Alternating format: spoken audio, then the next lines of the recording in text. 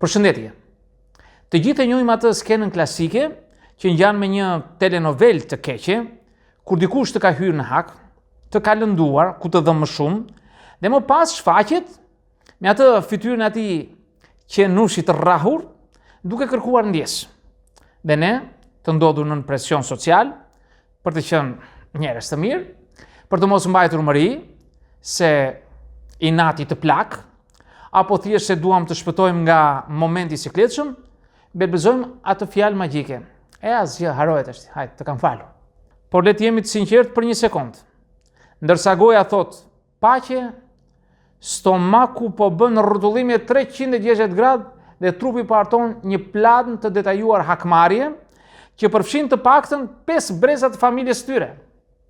Mirë se vini në botën e faljes së gënjeshtërt, te sporti kombëtar i njerëzve që nuk duan konflikt, por që përfundojnë duke ushqyer një dragua të vogël nën krevat. Kjo video nuk është për shenjtorët, po për ata njerëz të zakonshëm që përpëliten mes dëshirës për të qenë fisnik dhe instiktit për t'i thyer pjatën kokës atij tjetrit. Teatri i faljes, kur s'ka gjë, do të thotë do ta paguash. Fjala e gënjeshtërt është një lloj teatri emocional ku ne veshim kostumin e dikujt që ka arritur paqen, ndërkohë që brenda nesh jemi ende në luftë. Pse e bëjmë? Sepse shoqëria na e ka shitur faljen si një lloj butoni që shtypet. Na thonë se të falësh është hyjnore, por harrojnë të thonë se ne jemi njerëz dhe jo Perëndi Olimpi. Kur e detyrojmë veten të falim pa e procesuar dhimbjen, ne thjesht e varrosim zemërimin e gjallë. Dhe si çdo gjë që varroset e gjallë, ajo merret si një mumje psikologjike për të na gryer qetësinë dhe kur nuk e presim. Nëse gjeni veten duke thënë se kemi falur, por në debatin e radhës, madje edhe pas 5 vitesh, nxirrin nga arkiva atë gabimin e vjetër si një dosje të plurosur të FBI-s, të themi, lajmi i keq është, nuk keni falur asgjë. Ti thjesht e ke mbajtur atë gabim si një kart faj, si një as nën mëng, për të përdorur atë kur të duhet një avantazh moral. Ti po flet për atë, Po kur bëre atë gjë në vitin 2012, kjo nuk është falje. Kjo është kredi emocionale me interes të lartë. Anatomia e agresivitetit pasiv. Falja e reme ka një aromë të veçantë. Agresivitet pasiv është ajo ftohtësia që vjen pas pajtimit. Ti thua se fale, por harron ti kthesh mesazhet. E shet tjetrin me një vështrim që do të shkrin edhe akujt e Antarktidës, ose aksidentalisht nuk e fton atë për darkën ku janë të gjithë. Ti nuk e i zemruar, se ky është versioni i zyrtar, por sjellja jote thot diçka tjetër. Kjo lloj faljeje është si të lyesh një mur të kalbur me bojë të re. Duket bukur për një javë, por aroma e mykut do të dalë herët avon, sepse problemi nuk u zgjidh, thjesht u mbulua. Një shenjë tjetër është martirizimi.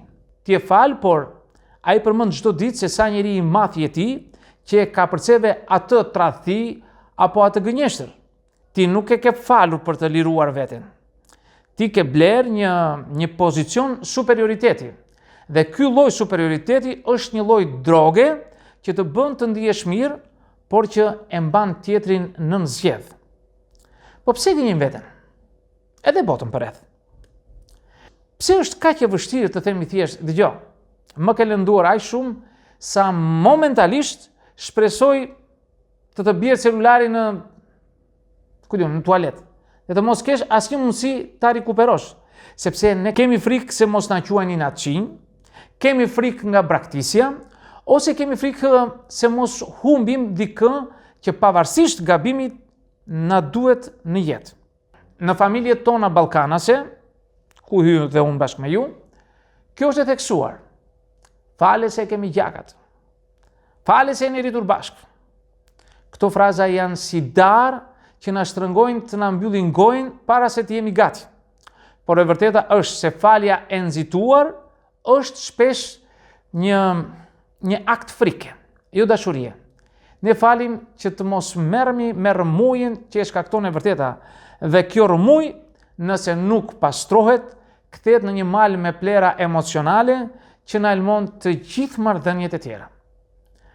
Falja e vërtetë nuk është durat për tjetrin, është detoks për veten. Tani le të kalojmë tek malli origjinal. Falja e vërtetë është diçka krejt tjetër dhe shpesh nuk ka fare të bëj me personin tjetër. Madje ti mund të falësh dikë që nuk ka kërkuar kurrë ndjes, dikë që as nuk e di se të ka lënduar, ose dikë që nuk jeton më. Pse? Sepse falja nuk është një marrëveshje dypalçe e tipit ti më lutesh unë të fal. Falja është akti i të lëshuarit të litarit në një lojë të riqe mos e këput. Kur mban inat, ti je i lodhur me atë person me një litar të padukshëm energjie. Sa herë që mendon për të, ti e tërheq litarin. Lëndohesh në duar, digjen duart, por nuk e lëshon. Fjala e vërtet është thjesht të hapësh dorën dhe ta lësh litarin të bjerë, të iki. Tjetri mund të vazhdoj të mbaj peshën e tij të litarit, por ti nuk po e tërheq më. Ti je i lirë.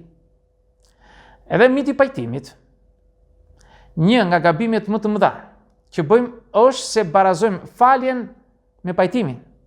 Ju mund ta falni dikë dhe prap të vendosni të mos pish kurrë dhe as edhe një gotë ujë me të.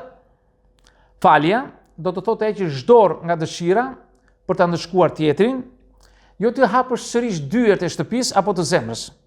Mund të falësh një ish partner që të ka tratuar duke kuptuar se ai është thjesht një njeri i thyer me problemet veta. Por kjo nuk do të thotë që duhet ta lejosh të kthehet në jetën tënde. Falja është paqe e brendshme, pajtimi është vendim logjistik. Kur nuk duhet falësh? Ekziston një trend i rrezikshëm në psikologjinë moderne të quajtur pozitiviteti toksik. Të thuash duhet të falësh, që të jesh i lumtur, te dikush që sapo është tradhtuar apo abuzuar, është si të kërkosh dikujt me këmbë të thyer të vrapojë në maraton. Zemrimi ka një funksion shumë të rëndësishëm. Ai është roja jote e kufirit. Ai të thotë, këtu u kalua caku, dikush shkeli mbi vlerat e mia. Nëse falni dikë shumë shpejt, pa e lënë zemrimin të bëj punën e vetë mbrojtëse, ju po i thoni tjetrit, edhe vetes, se kufit tuaj nuk janë të rëndësishëm. Falja e vërtet kërkon kohë, kërkon lot, kërkon net pa gjumë, dhe kërkon pranimin e faktit që ajo që ndodhi ishte e pafalshme në momentin që ndodhi. Vetëm pasi të kesh parë dhimbjen drejte në sy, mund të thuash, ok, nuk po më shërben më ta mbaj këtë inat. Por si proces, si të shkojmë te falja? Nëse jeni lodhur duke bërë sikur keni falur, ka një rrugë më të gjatë, por më të ndershme. Së pari, pranoja vetes. Mos bëj sikur jem mbi këto gjëra. Jemi njerëz prej mishi e gjaku. Nëse të dhëm, të dhëm. Thuaje me zë të lartë, ndoshta në dush, kur nuk të dëgjon njeri. Jam i tërbuar me atë që më bëri. Së dyti, analizo pse. Por pa e justifikuar. Shpesh njerëzit na lëndojnë, jo sepse jemi ne të këqinj, por sepse ata janë të thyer në mënyra që ne as nuk i imagjinojmë. Një njeri lumtur dhe i realizuar nuk del rrugëve të shkatrojë të tjerët. Ky kuptim nuk e bën veprimin e tyre të drejtë, por e bën më pak personal, kur kupton se agresioni i tyre është projektim i mjerimit të tyre. Fillon ti shohësh me keqardhje më shumë se me urrëtie. Dhe keqardhja është hapi i parë drejt lirisë. Dhe së fundit do thosha, a jeni ju një një falës serial. Nëse e gjeni veten duke falur të njëjtin person për të 50 herë, për të njëjtin gabim, kjo nuk quhet falje.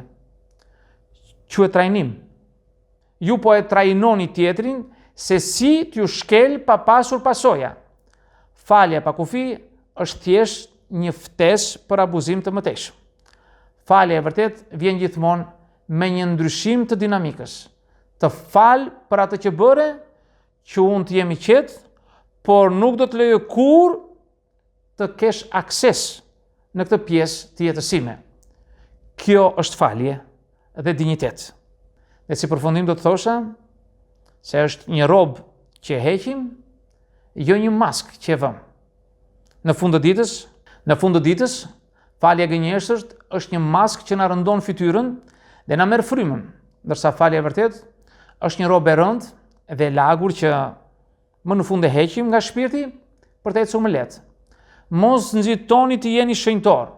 Mos u bëni pre e presionit social për të qenë gjithmonë njeriu i mirë. Jeni njerëz. Inatosuni kur duhet, vendosni kufi kur është nevoja dhe falni vetëm kur ta ndjeni se inati po ju dëmton juve më shumë se sa tjetri. Dhe mbani mend, nëse dikush ju thot më fal dhe ju përgjigjeni në rregull, siguroni që vërtet jeni në rregull. Ndryshe, ajo në rregull do të shndrohet në një gur që do ta mbani në xhep derisa t'ju griset xhaketa. Dhe asnjë xhaketë e grisur nuk ja vlen për një falje që nuk e ndjeni. Miq, këtë do të thosha në këtë video. Unë ju falenderoj për vëmendjen. Nëse dëshironi mund të bëni komentet tuaja, por mos harroni asnjëherë të bëni subscribe në kanalin tim për të marrë video tjetër pas here. Edhe në videon tjetër, miru takofshi.